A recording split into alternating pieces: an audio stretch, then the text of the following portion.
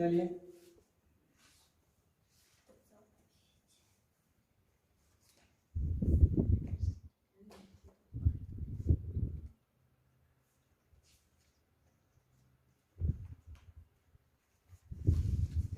देखो, किसी बल से चलने वाली प्रकाश किरणें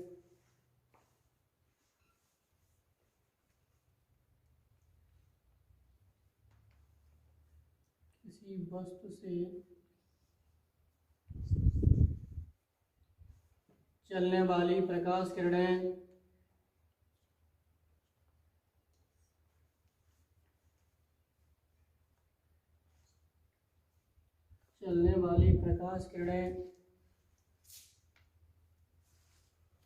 दर्पण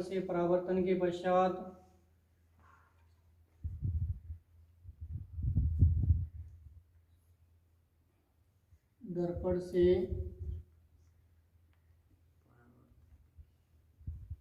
परावर्तन के पश्चात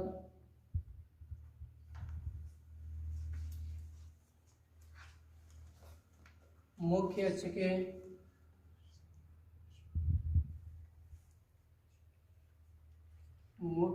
के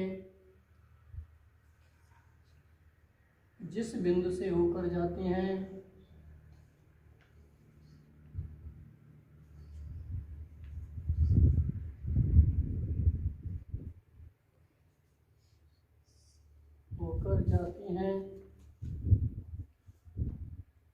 या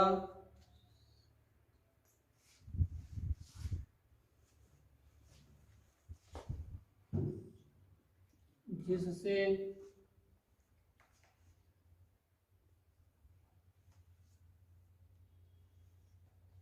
आती हुई प्रतीत होती हैं,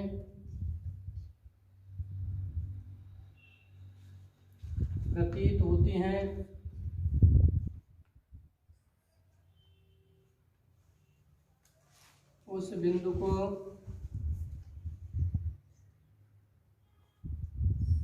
उस वस्तु का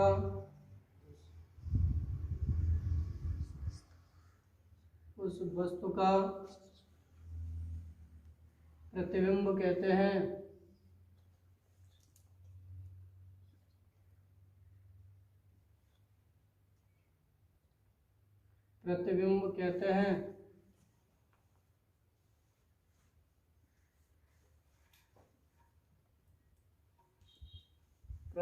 कहते हैं। नीचे से लिखेंगे, प्रतिबिंब दो प्रकार के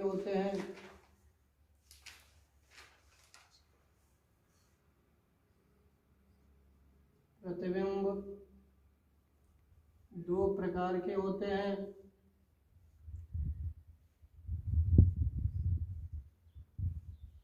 नंबर एक,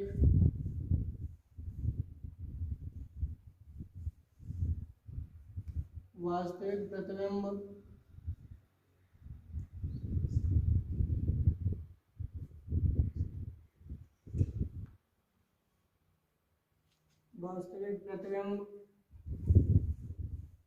नंबर दो, आभासी प्रतिबिंब।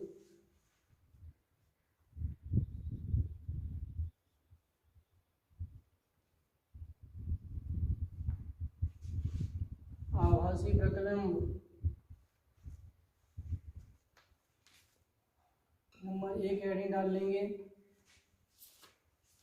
वास्तविक प्रतिबिंब।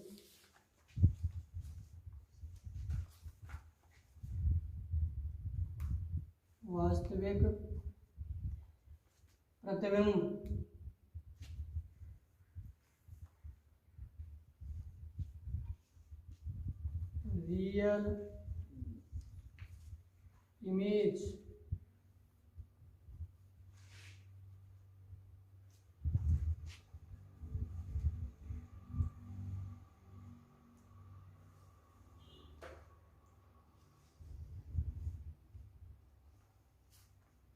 किसी वस्तु से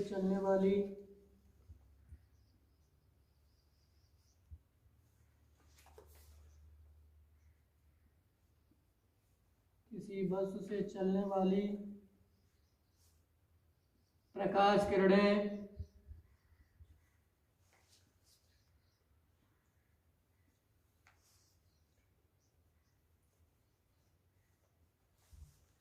दर्पण से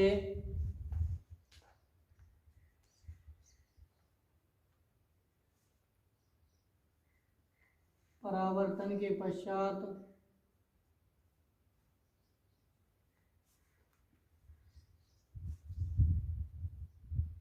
मुख्य अक्ष के जिस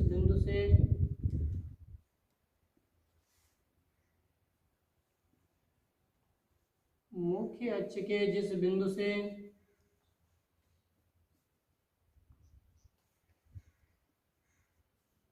वास्तव में होकर जाती हैं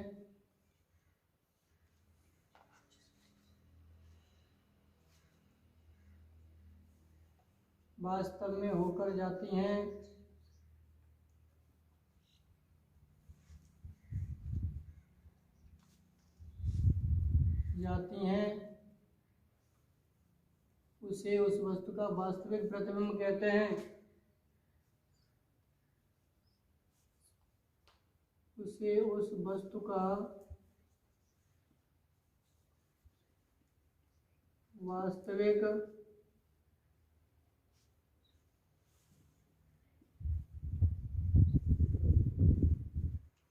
प्रतिबिंब कहते हैं।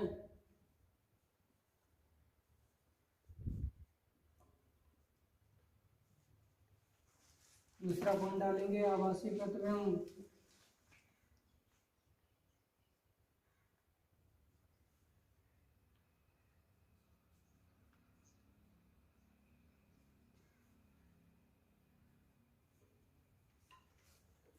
वर्चुअल इमेज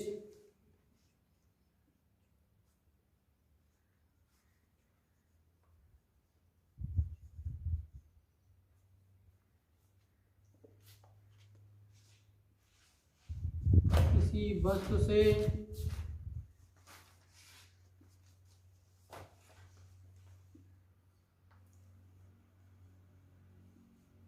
चलने वाली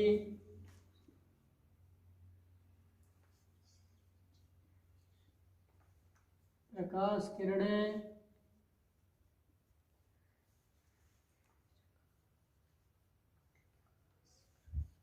दर्पण से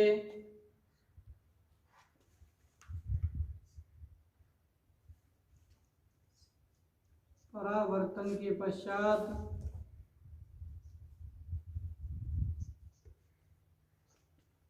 जिस बिंदु से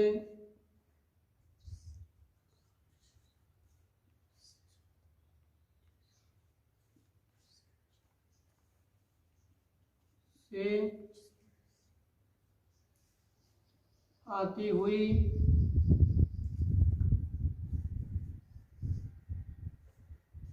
या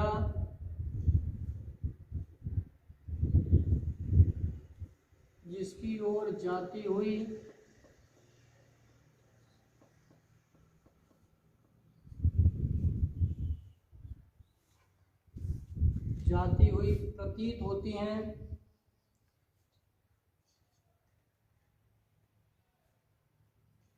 प्रतीत होती हैं,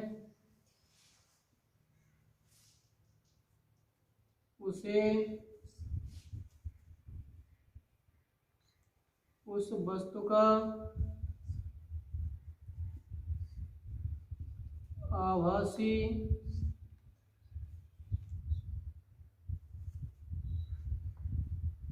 प्रतिबिंब कहते हैं।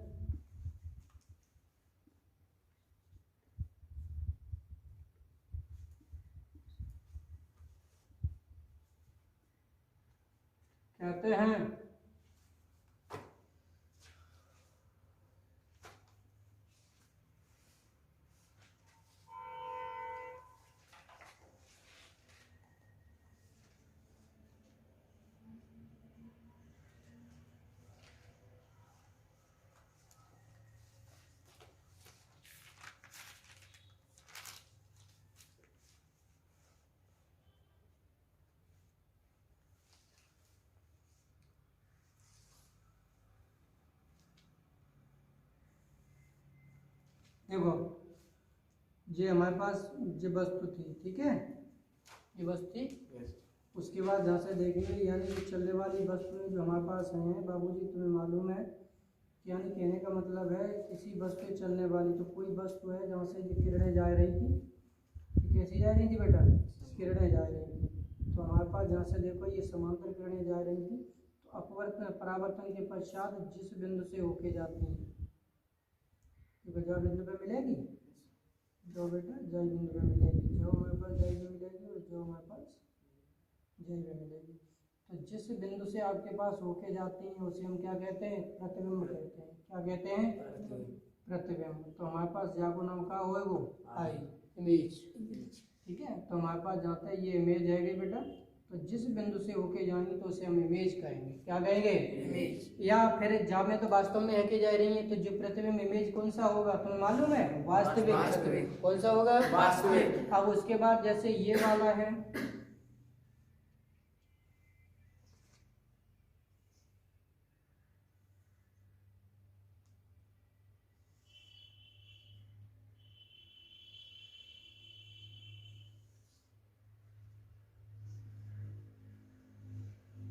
ऐसी जा रही थी, ऐसी वापस लौट गई।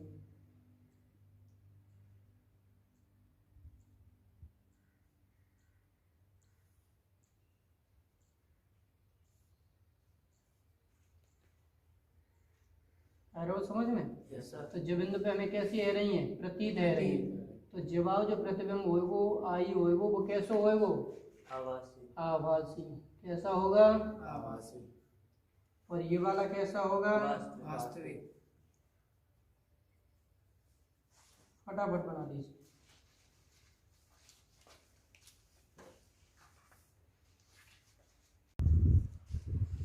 स्फेरिकल मिरर, गोलीय दर्पण।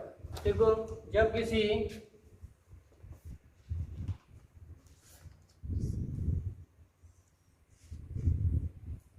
किसी गोलाकार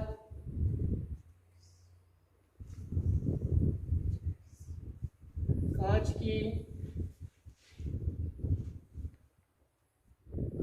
पारदर्शी प्लेट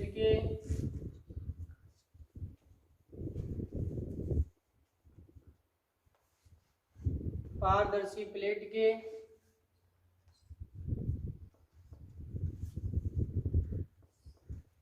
एक पृष्ठ पर, प्लेट के एक पृष्ठ पर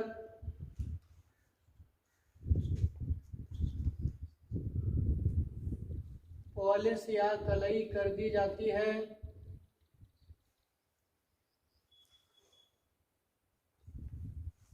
पॉलिश या कलई कर दी जाती है,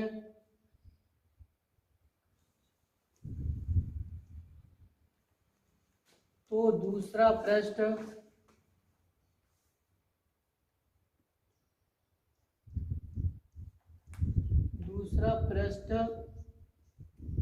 परावर्तक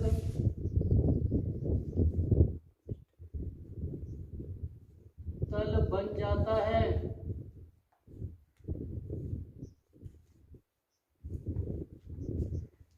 इसी गोलीय दर्पण कहते हैं।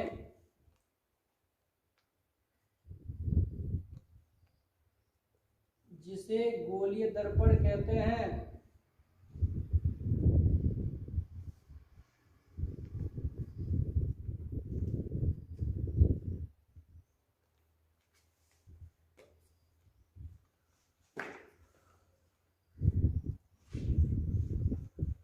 गोलीय दर्पण कहते हैं।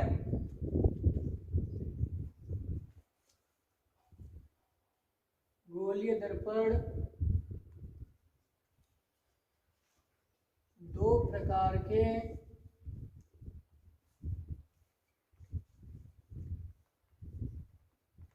होते हैं। नंबर 1 उत्तल दर्पण,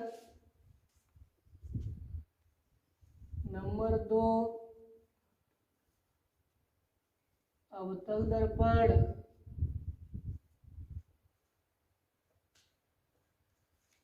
अवतल दर्पण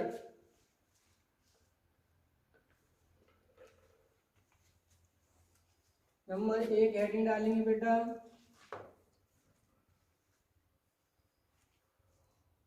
उत्तल दर्पण,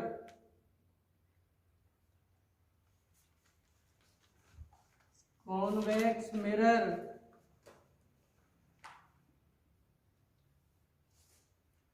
कॉन्वेक्स मिरर,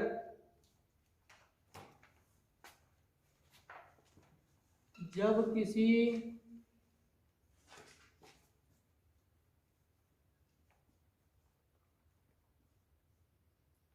गोलीय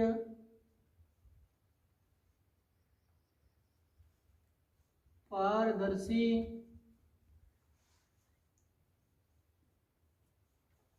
कांच की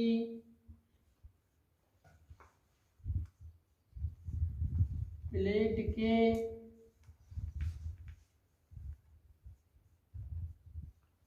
दबे हुए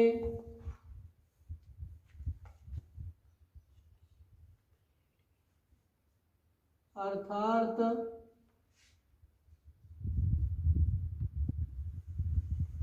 भीतरी पृष्ठ पर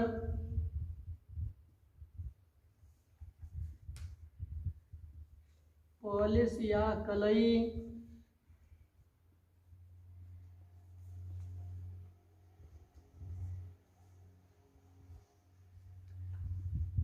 कर दी जाती है।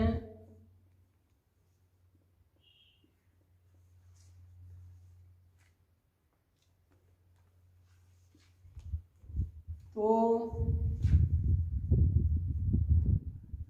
उसका बाहरी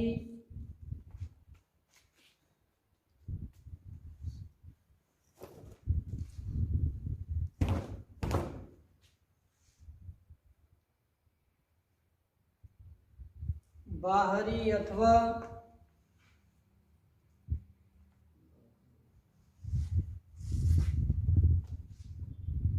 उभरा हुआ तल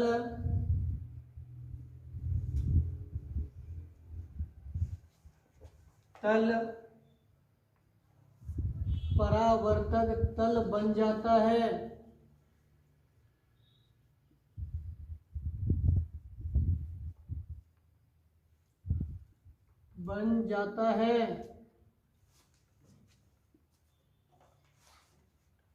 जिसे उत्तल दर्पण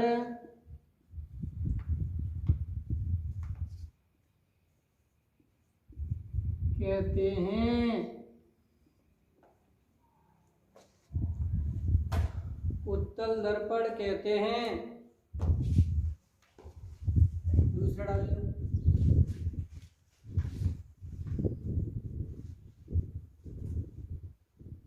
अवतल दर्पण,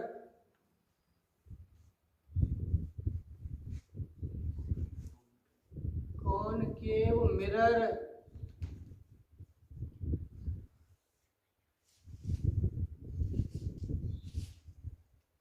कॉनकेव मिरर जब किसी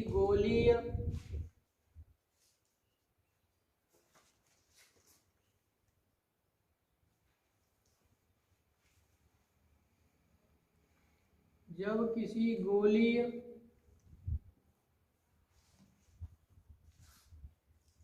पारदर्शी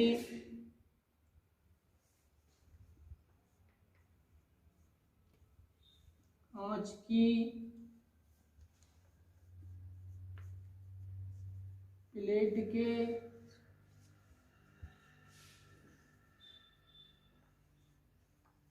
बाहरी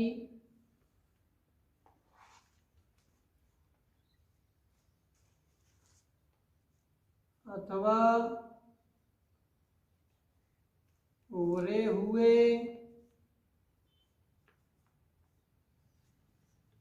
तल पर पॉलिश या कलई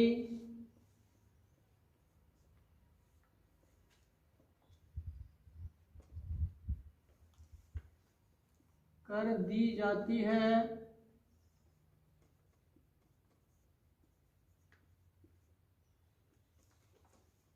तो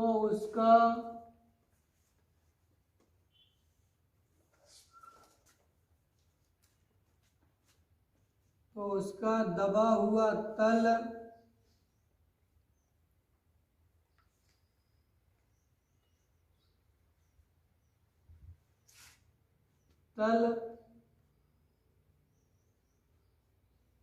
अर्थात भीतरी तल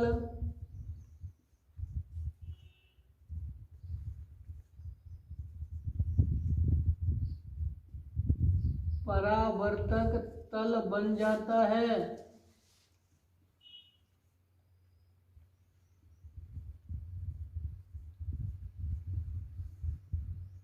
जिसे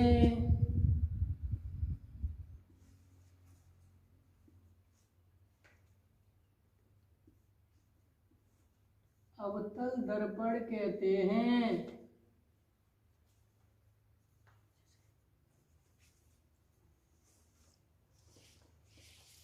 अवतल दर्पण कहते हैं।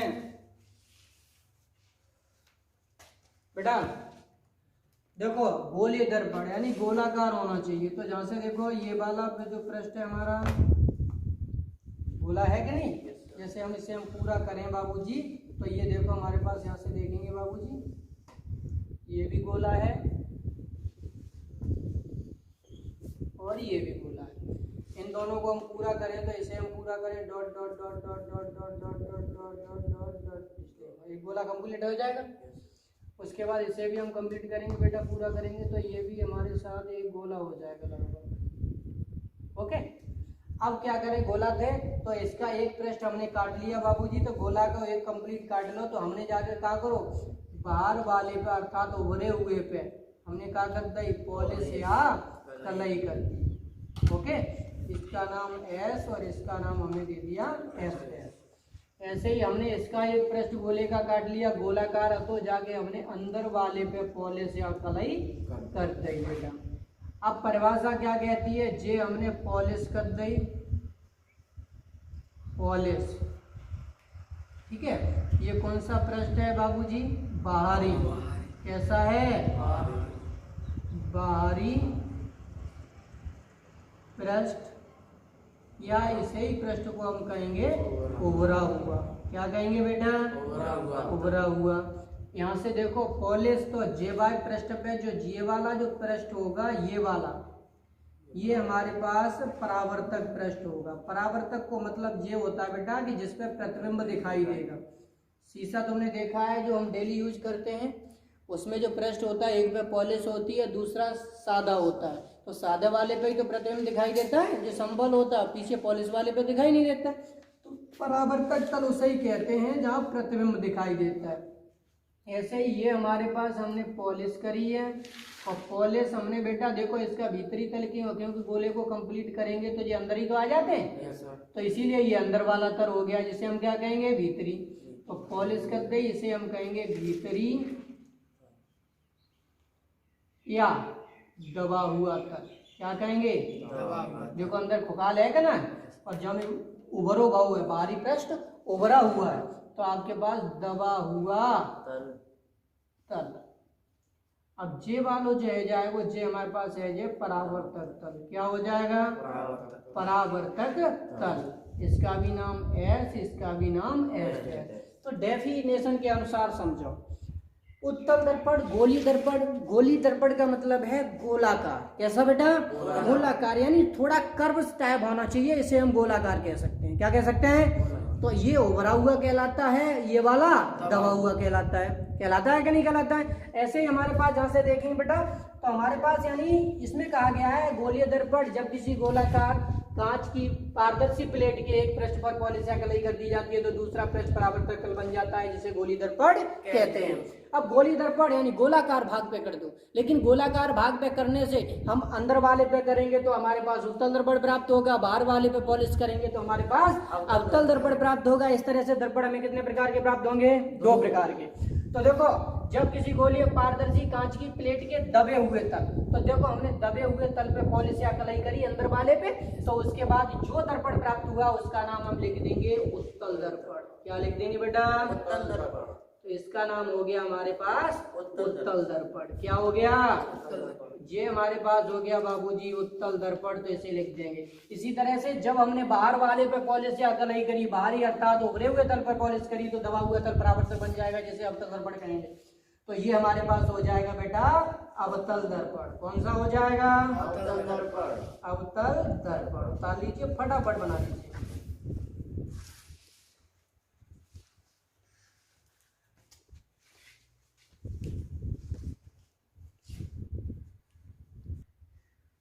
लिखो बेटा, गोलीय दर्पण से संबंधित परिभाषा। अब हम इसे देखेंगे, कुछ गोलीय दर्पण से संबंधित जो बाबूजी विभिन्न परिभाषाएं होंगी।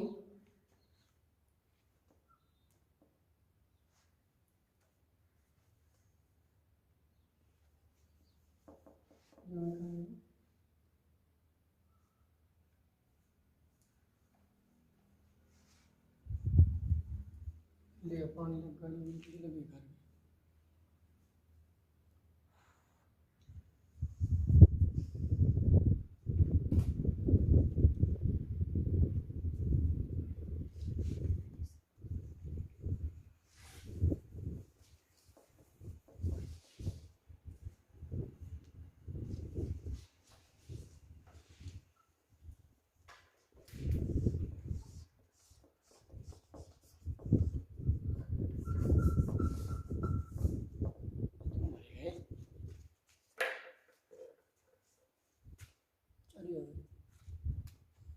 संबंधित परिभाषा है।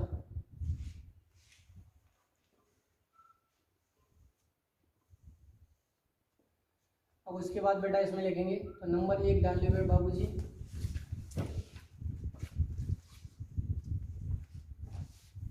ध्रुव।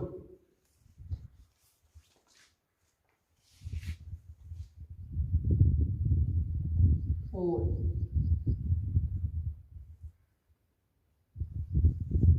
पोल। देखो, दर्पण के परावर्तक तल के मध्य बिंदु को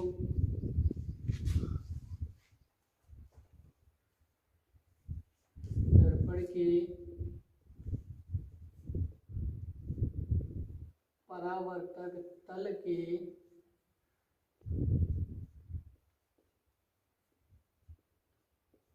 मध्य बिंदु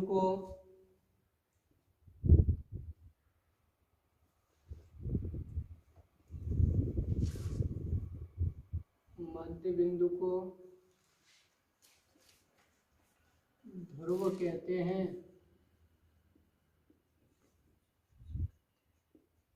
इसे P से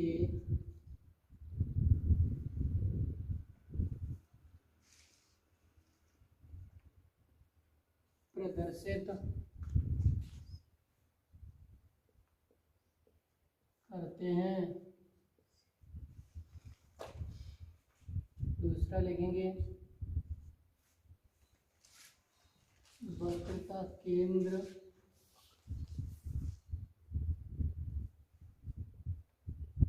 तथा वक्रता त्रिज्या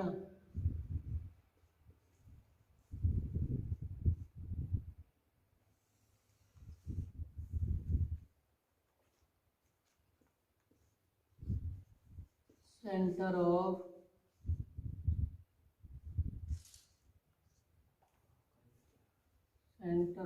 कर्वेचर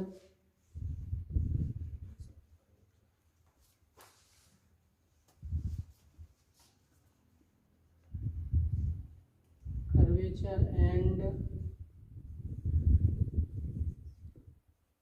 radius of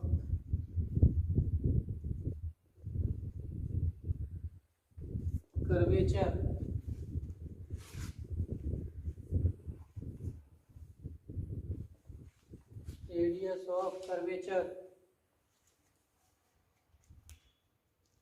ओके बेटा, गोलीय दर्पण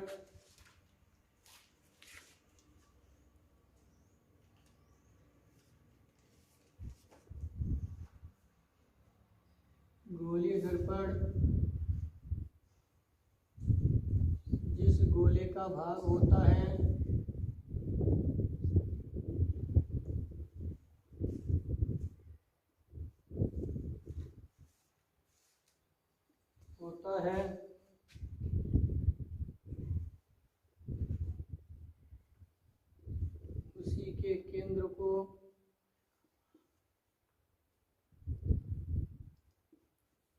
वक्रता केंद्र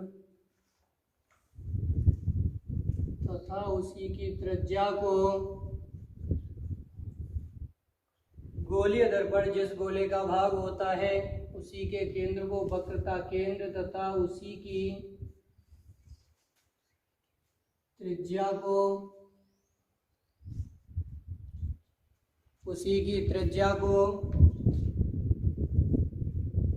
वक्रता त्रिज्या कहते हैं।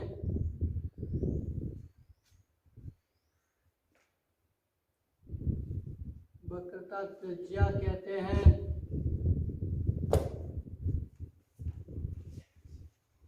इन्हें क्रमशः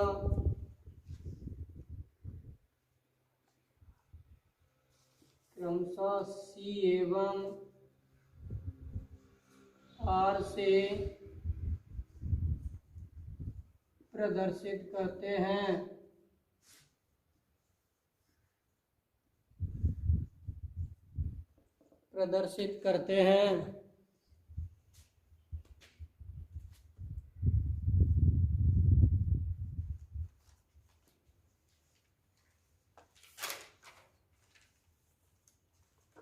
मुख्य अक्ष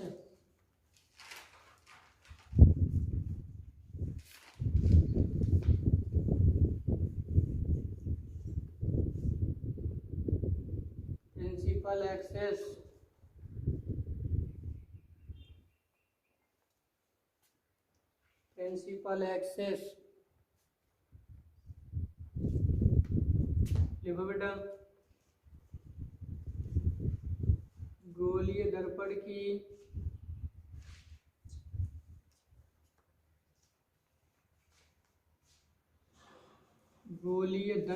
के ध्रुव को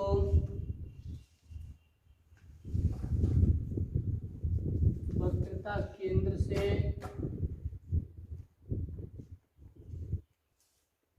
मिलाने वाली रेखा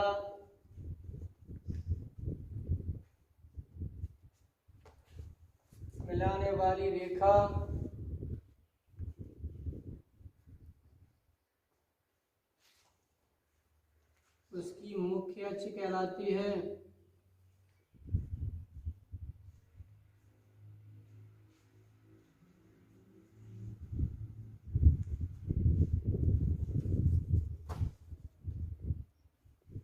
मुख्य अक्ष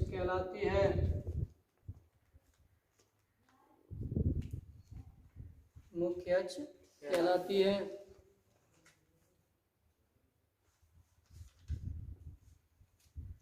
ठीक है, मुख्य अक्ष कहलाती है। तो देखो हमारे पास जहाँ तक हम डायग्राम बनाते हैं, मान लेते हैं ये हमारे पास जो है, ठीक, ये हम यदि गोला करेंगे तो गोलीय दर्पण को पूरा गोला बना देते हैं।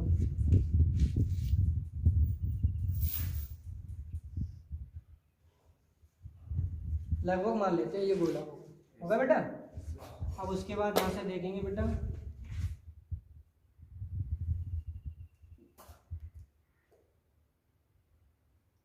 अब हो गया सही। अब जाए हम जहाँ से तो न्यो करेंगे, जाए हम मिला लेते।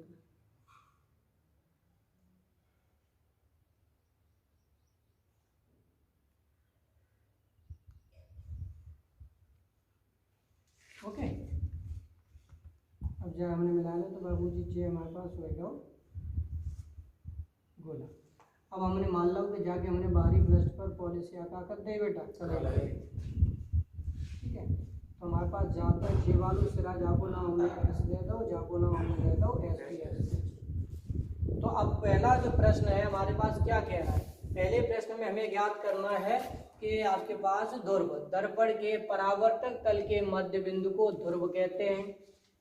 परावर्तक तल, और व्हाट इज परावर्तक तल? Reflecting surface. तो जितने भाग पर हमें प्रतिबिंब दिखाई देता है, नाई की दुकान पे जाते हैं तो शीशा काफी बड़े लगे होते हैं, तो वो बड़ा परावर्तक तल होगा उसका।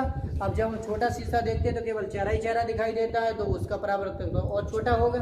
तो परावर्तक तल के मध्य बिंदु को, तो परावर्तक जितने पे पॉलिश होगी उतना ही तल परावर्तक तल होगा, और पॉलिश जहाँ से हट जाएगी वो वहाँ क्या हो जाएगा, परावर्तक तल खत्म हो जाएगा। तो हमारे पास जहाँ से देखेंगे तो परावर्तक तल यहाँ से लेकर के यहाँ तक है, इसका ठीक बीच वाला जो बिंदु है इसे हम क्या कहेंगे बेटा, ध्रुव कहेंगे। किससे दिखाएंगे, सी से। समझ में आ गया। Yes sir. तो यानी यदि आपके पास परावर्तक तल यदि 5 सेंटीमीटर लंबा है तो वो उसका ध्रुव 2.5 सेंटीमीटर ऊपर से और 2.5 सेंटीमीटर नीचे से ठीक बीच में होगा। कहाँ होगा, ठीक बीच में होगा। अगला, अब दूसरी परिभाषा देख लेना, दर्पण के परावर्तक तल के मध्य बिंदु को ध्रुव कहते हैं, इसे पी से प्रदर्शित करते हैं। तो परावर्तक तल हो गया ये, और परावर्तक तल का जितने भाग पे पॉलिश है वही परावर्तक तल, उसका बीच वाला बिंदु क्या कहलाएगा, ध्रुव कहलाएगा। अगला पॉइंट है वक्रता केंद्र तथा त्रिज्या। अब वक्रता केंद्र तथा वक्रता त्रिज्या, गोलीय दर्पण जिस गोले का भाग होता है तो इसी गोले का तो भाग है, ये पूरा गोला है, और ये वाला जो जहां से यहाँ तक काटा गया इसी का भाग है।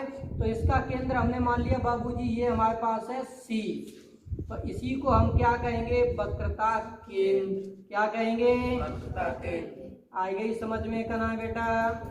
गोलीय दर्पण जिस गोले से काटा जाएगा उसी का केंद्र वक्रता केंद्र कहलाएगा। ओके। उसके बाद इसी की त्रिज्या, केंद्र से लेके परिधि तक की दूरी को, केंद्र से लेके परिधि तक की दूरी को हम त्रिज्या कहते हैं। इसे किससे दिखाते हैं, आर से। तो आर को हम क्या कहेंगे बेटा, आर हमारा क्या है, वक्रता त्रिज्या। वक्रता त्रिज्या। आ गई समझ में का नाम है। Yes sir. अब तीसरी परिभाषा, मुख्य अक्ष गोलीय दर्पण के ध्रुव को, तो ध्रुव क्या है, पी, और वक्रता केंद्र, वक्रता केंद्र से, तो वक्रता केंद्र का है सी, मिलाने वाली रेखा, तो जाए ध्रुव को पी से मिलाने वाली रेखा,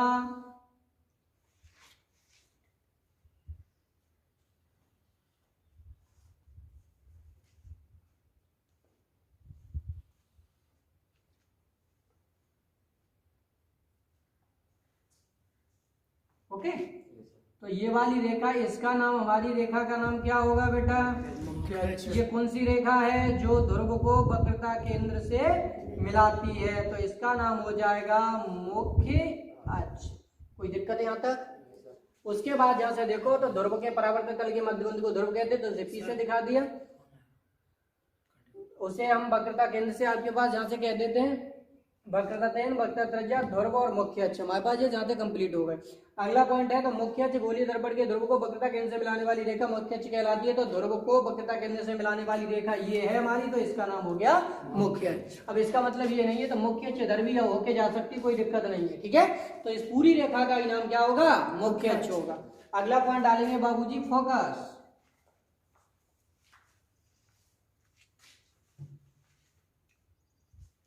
फोकस देखो, दर्पण की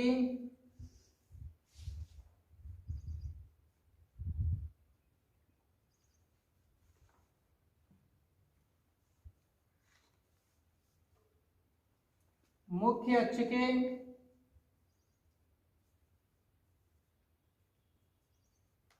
समांतर चलने वाली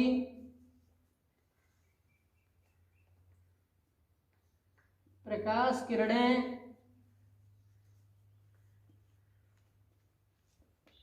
दर्पण से परावर्तन के पश्चात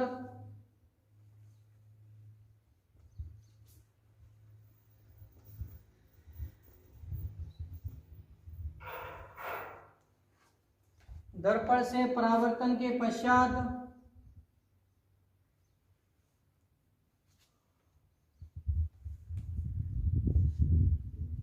मुख्य अक्ष के जिस बिंदु से होकर जाती हैं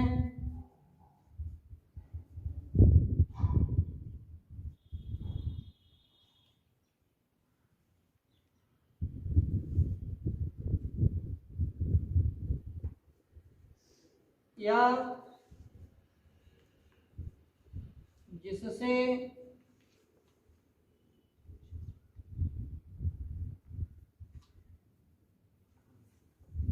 आती हुई प्रतीत होती हैं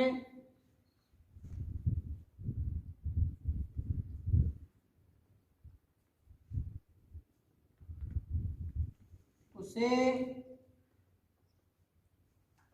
दर्पण का फोकस कहते हैं।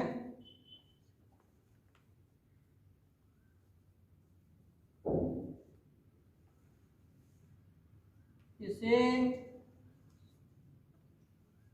कैपिटल एफ से प्रदर्शित करते हैं।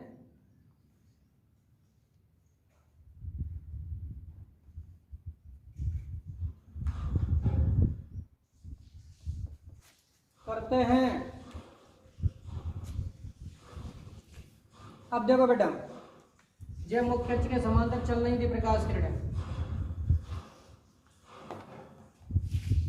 ठीक है। जे वाला अलग डायग्राम है, दूसरा हमारे पास यहाँ से हम बना देते हैं। तो यहाँ से देख लेते हैं, ये हमारे पास दर्पण था बेटा,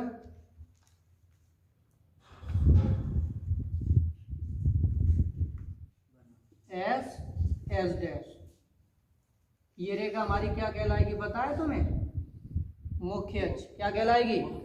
इसे ही तो मुख्य अक्ष कहते हैं। तो हमने अभी बताया था वक्रता केंद्र सी को पी से मिलाने वाली रेखा क्या कहलाती है? हमारी मुख्य अक्ष कहलाती है। अब इसकी समांतर चलने वाली प्रकाश किरणें देखो ये कैसी चल रही थी? समांतर। तो ये देखो समांतर चल रही थी बाबूजी। तो समांतर चलने वाली किरणें जिस बिंदु से होके जाती हैं, तो ये जहाँ से निकल गई बेटा, और जे वाली यहाँ से निकल गई। ये दोनों ही जहाँ बिंदु से एक कहीं ये समांतर चल रही थी ना, तो इस बिंदु को हम कहेंगे फोकस। क्या कहेंगे बेटा? फोकस कहेंगे। आ गया समझ में? दूसरी बात है, अगला पॉइंट है जहाँ में तो वास्तव में एक ही जा रही है, तो उसके बाद यानी ये वास्तविक फोकस होगा। और दूसरा हमारे पास ऐसा होता है कि यानी आपके पास जहाँ से फोकस है, और कुछ में ऐसा होता है जैसे हमारे पास ये वाला है, ये हमारे पास उत्तल दर्पण है। कौन सा है बेटा? अब जहाँ से मुख्य अक्ष के समांतर चलने वाली प्रकाश किरणें, तो जहाँ से देखो ये कहाँ से आती, जहाँ से आती हुई प्रतीत होती है, उसे हम क्या कहते हैं?